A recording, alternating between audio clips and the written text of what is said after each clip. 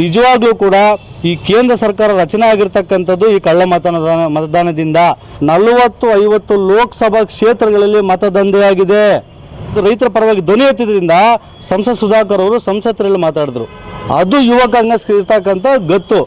ಸಾಕೋಟೆ ಕಾರ್ವ water purifiers ಅಂತ ಹೇಳ್ಬಿಟ್ಟು wholesale ದರದಲ್ಲಿ ಚಿಕ್ಕಬಳ್ಳಾಪುರದಲ್ಲಿ ಪ್ರಪ್ರಥಮ ಬಾರಿಗೆ 5,500ಕ್ಕೆ ವಾಟರ್ ಪ್ಯೂರಿಫೈರ್ ಲಭ್ಯ ಇದೆ. 5,500 ಇಲ್ಲಿ ನಮ್ಮ ಅಂಗಡಿಯಲ್ಲಿ RO UV UF TDS ಖಾಲಿ 5,500ಕ್ಕೆ ಬರುತ್ತೆ. ನಮ್ಮ ಅಂಗಡಿಯಲ್ಲಿ ಬನ್ನಿ. ನಮ್ಮ ಲೊಕೇಶನ್ ಬಂದು ಸಾಕೋಟೆಕ್ ಕೆನರಾ ಬ್ಯಾಂಕ್ ಆಪೋಸಿಟ್ ಅಲ್ಲಿ ಆಂಬೂರ್ ದಮ್ ಬಿರಿಯಾನಿ ಪಕ್ಕದ ರೋಡ್ ಅಲ್ಲಿ 2ನೇ ಅಂಗಡಿ ಬರುತ್ತೆ.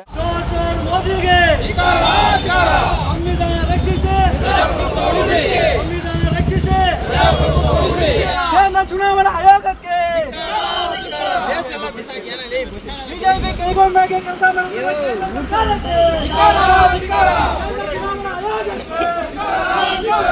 ನಮಸ್ಕಾರ.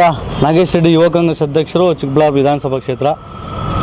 ಇವತ್ತಿನ ದಿನ ನಾವು ವೋಟ್ ಚೋರಿ, ಮತ ಕಳ್ಳತನ ಅಂಥೇಳಿ ಸ್ಟಿಕ್ಕರ್ ಅಭಿಯಾನವನ್ನು ನಮ್ಮ ಯುವ ಕಾಂಗ್ರೆಸ್ ಅವರು ಜಿಲ್ಲಾಧ್ಯಕ್ಷರು ಹಾಗೂ ನಾವು ಚಿಕ್ಕಬಳ್ಳಾಪುರ ವಿಧಾನಸಭಾ ಕ್ಷೇತ್ರದ ನನ್ನ ಅಧ್ಯಕ್ಷತೆ ಇದರಲ್ಲಿ ನಾವು ಇವತ್ತು ಮಾಡಿದ್ವಿ.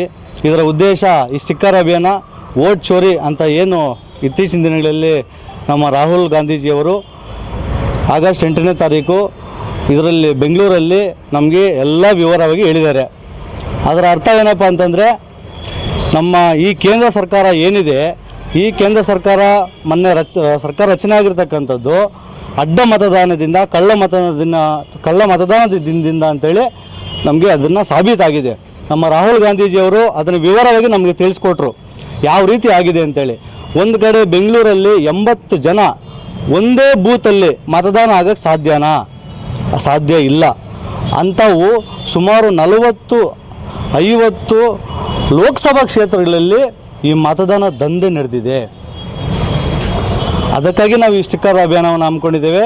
ನಮಗೆ ರಾಜ್ಯಾಧ್ಯಕ್ಷರು ನಮಗೆ ನೇರವಾಗಿ ಹೇಳಿದ್ದಾರೆ, ನಾವು ಈ ಸ್ಟಿಕ್ಕರನ್ನು ಅಭಿಯಾನವನ್ನು ತಾವು ಹಮ್ಮಿಕೊಳ್ಳೇಬೇಕು ಅಂತೇಳಿ ಜಿಲ್ಲಾಧ್ಯಕ್ಷರಿಗೆ ಹೇಳಿದರು, ಹಾಗೂ ನಮಗೂ ಹೇಳಿದರು. ಹಾಗೂ ನಾವು ಜಿಲ್ಲಾಧ್ಯಕ್ಷರಾಗಿರ್ತಕ್ಕಂಥ ಕುಬೇರ್ ಅಚ್ಚು ಅವರು ಹಾಗೂ ನಾವು ಎಲ್ಲರೂ ಕೂಡಿ ನಮ್ಮ ಯುವ ಕಾಂಗ್ರೆಸ್ ಘಟಕದ ಎಲ್ಲ ಮುಖಂಡರು ಕೂಡ ಸೇರಿ ಸ್ಟಿಕ್ಕರ್ ಅಭಿಯಾನವನ್ನು ಮಾಡಿದ್ದೇವೆ.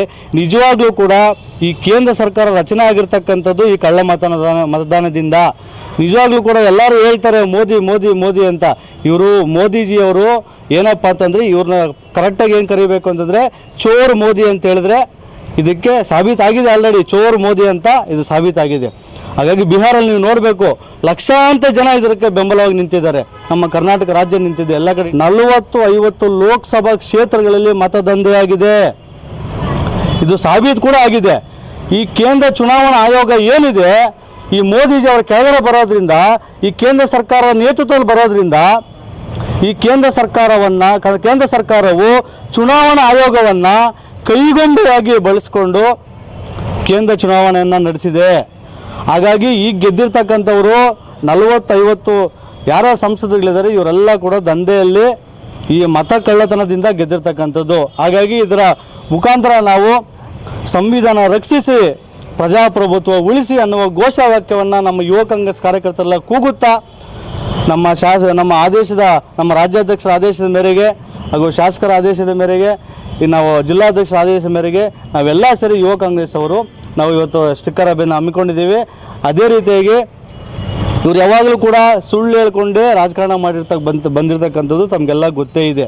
ನಾನು ಯಾವಾಗಲೂ ಹೇಳ್ತಾನೆ ಇರ್ತೀನಿ, ಬೆಂಗಳೂರನ್ನು ಪ್ಯಾರಿಸ್ ಮಾಡ್ತೀನಿ ಅಂದರು, ಮಾಡಲಿಲ್ಲ. 15 ಲಕ್ಷ ಕೊಡ್ತೀನಿ ಅಂದರು, ಕೊಡಲಿಲ್ಲ. ಈಗ ಹೇಳ್ಕೊಳ್ತಾ ಹೋದರೆ 1000 ಇದ್ದಾವೆ. ಇವರು ನೋಡಿ, ನಾನು ಮೊನ್ನೆ ಪ್ರತಿಭಟನೆ ಮಾಡಿದೆ, ಇದೇ ಸಹಕಾರ ಪತ್ತಿನ ಹತ್ರ ಮುಂದೆ ಪ್ರತಿಭಟನೆ ಮಾಡಿದೆ. ಆಗ ನನ್ನ ಪ್ರತಿಕ್ರಿಯೆಯನ್ನು ನಾನು ಮಾತಾಡಿದ್ದು ರೈತರ ಪರವಾಗಿ ಧ್ವನಿ ಎತ್ತಿದ್ರಿಂದ ಸಂಸತ್ ಸುಧಾಕರ್ ಅವರು ಸಂಸತ್ತರಲ್ಲಿ ಮಾತಾಡಿದ್ರು. ಅದು ಯುವ ಕಾಂಗ್ರೆಸ್ ಇರ್ತಕ್ಕಂಥ ಗತ್ತು. ಹಾಗಾಗಿ ನಾವು ಯಾವುದು ನ್ಯಾಯ ಪರವಾಗಿ ನಾವಿರ್ತೇವೆ, ಅನ್ಯಾಯ ಪರ ನಾವು ಯುವ ಕಾಂಗ್ರೆಸ್ ಇರೋದಿಲ್ಲ.